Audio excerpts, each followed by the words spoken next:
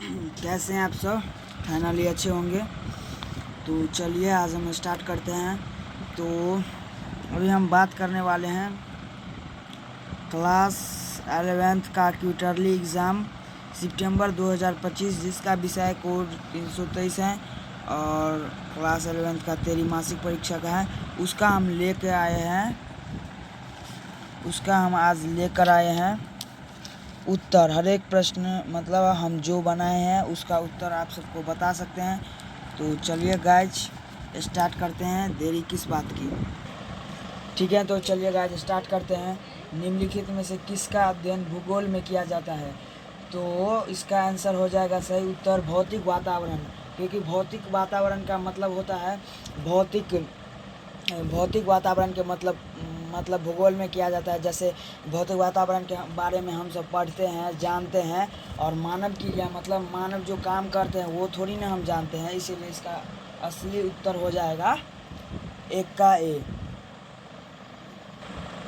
तो एक का ए हो जाएगा। और चलिए आगे बढ़ते हैं। तो चलिए गाइस अगला क्वेश्चन स्टार्ट करते हैं। उसके बाद मैं बता दूं आप सबको, जो निम्नलिखित में से कौन सी निम्न तकनीक भूगोल के अध्ययन में प्रयुक्त होता है? तो हम GIS और GPS और सुदूर संवेदन उपग्रह का उपयोग भी करते हैं। तो इसका सही आंसर हो जाएगा डी, इनमें सभी का उपयोग हम करते हैं। GIS का फुल फॉर्म आप सबको नहीं पता होगा, तो मैं बता दूं। GIS का फुल फॉर्म होता है GIS का फुल फॉर्म, पहले GPS का बता देता हूँ। GIS का फुल फॉर्म हो जाएगा ज्योग्राफी इंफॉर्मेशन सिस्टम, और GPS का ग्लोबल पोस्ट ऑनलाइनिंग सिस्टम। और सिंदूर संवेदन एक प्रकार का उपग्रह है जो अंदर में मतलब जो भूकंप होता है ना उसके लिए वो उपयोग में आता है। और ये क्लियर हो गया, 2 हम बना लिए हैं। और तीसरा, भारत किस महाद्वीप में रहते हैं? ये सबसे हल्का क्वेश्चन है। तो भारत एशिया महाद्वीप में रहते हैं। उसके बाद, किस देश की अवस्थिति में निम्नलिखित किन घटकों का प्रभावित करते हैं? किसी देश में जलवायु, मृदा, प्राकृतिक वनस्पति दोनों होना आवश्यक होता है। तीनों मतलब जलवायु भी आवश्यक है, मृदा भी आवश्यक है, प्राकृतिक वनस्पति भी आवश्यक है। तो इसका सही आंसर हो जाएगा डी, इनमें सभी। तो चलिए जुड़े रहिए मेरे चैनल के अंत तक, और चैनल को पहले वीडियो देखने से पहले चैनल को लाइक एंड सब्सक्राइब ज़रूर कीजिए। तो चलिए फाइनली हम वीडियो स्टार्ट करते हैं। तो हो जाएगा, निम्नलिखित में से कौन ग्रीक भूगोलवेता थे? एक ग्रीक भूगोलवेता मतलब इराटोस्थनीज तो नहीं थे, होमबोल्ट थे। इसको ही भूगोल का जनक भी कहा जाता है, ये भी ध्यान रख लीजिए आप सब। भूगोल का जनक किसे कहा जाता है? तो इसे ही होमबोल्ट को ही कहा जाता है। और उसके बाद हम आ जाएंगे, ये हम नहीं बनाए थे और ये सब भी नहीं बनाए थे, तो माफ़ कीजिए। और अगले क्वेश्चन पर आ जाते हैं हम सब। तो ठीक है दोस्तों, वीडियो स्टार्ट करते हैं। फिर अगला क्वेश्चन है, जैव भूगोल निम्न में से किन विषयों से जुड़ा है?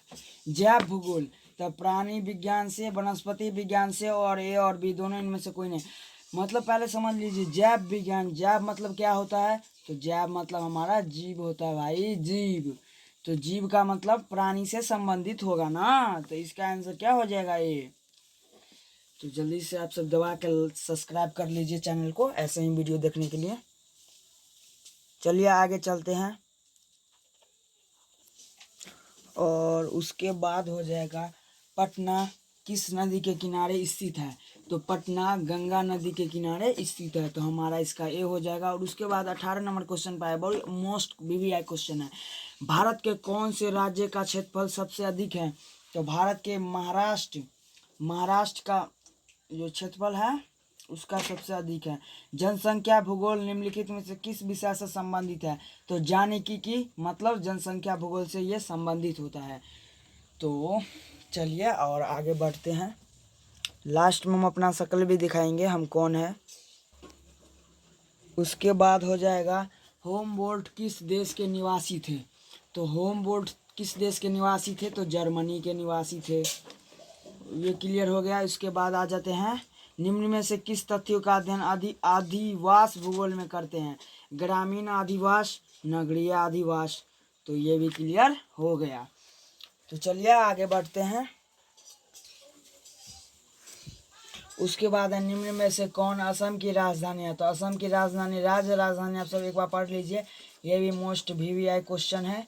इसका हो जाएगा दिसपुर हो जाएगा। निम्नलिखित में से भू संरचना विज्ञान से संबंधित है। तो इसका A तथा B दोनों होगा। GIS GPS दोनों संबंधित है दोस्तों। तो चलिए आगे उसके बाद आगे चलते हैं। निम्नलिखित में से कौन देश बिहार राज्य के उत्तर में स्थित है। तो उत्तर में नेपाल है। पटना का प्राचीन नाम पाटलिपुत्र है। तो ये सब भी आप सब लगा लीजिए ठीक। और उसके बाद मृदा जनिक किस घटक के बनने की प्रक्रिया को कहते हैं। तो मृदा।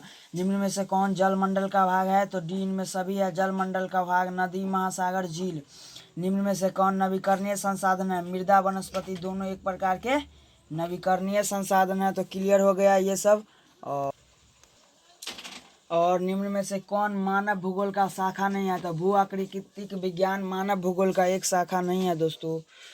तो आप सबको क्वेश्चन नहीं दिखाई दे रहे हैं तो रुके 2 मिनट, पेज को छोटा करने दीजिए। क्वेश्चन है जो निम्न में से कौन मानव भूगोल की शाखा नहीं है। तो भू आकृति विज्ञान।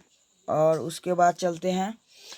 निम्न में से पर्यावरण संरक्षण का एक रूप है। डी में सभी प्रदूषण के कारण हमारा पर्यावरण जो है प्रदूषित हो रहा है। कौन गंगा नदी का स्रोत है। तो गंगोत्री गंगा नदी का स्रोत है। तो चलिए दोस्तों आगे बढ़ते हैं, चलते हैं। Channel like subscribe. कुछ कारणवश हम आप सबको पूरा वीडियो नहीं दिखा सकते हैं तो माफ़ कीजिएगा। मैं इस वीडियो में आप सबको 40 क्वेश्चन दिखाने वाला हूं।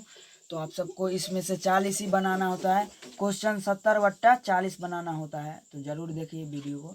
निम्नलिखित में से किस राज्य में रेगिस्तान पाया जाता है। तो राजस्थान में बालुई मिट्टी पाया जाता है ना दोस्तों। सौरमंडल में कितने ग्रह है। तो 8 ग्रह है। बिग बैंग सिद्धांत निम्न में से किसने संपादित किया। तो ब्रह्मांड की उत्पत्ति में बिग बैंग जो है वो उत्पत्ति हुआ। सभी का क्वेश्चन इसके में पृथ्वी की उत्पत्ति से संबंधित निहारिका प्रणाली किसने दी। इसका हो जाएगा डीन में सभी कांट लैप्लास। तो ऐसे ही वीडियो देखने के लिए चैनल को लाइक एंड सब्सक्राइब जरूर कीजिए।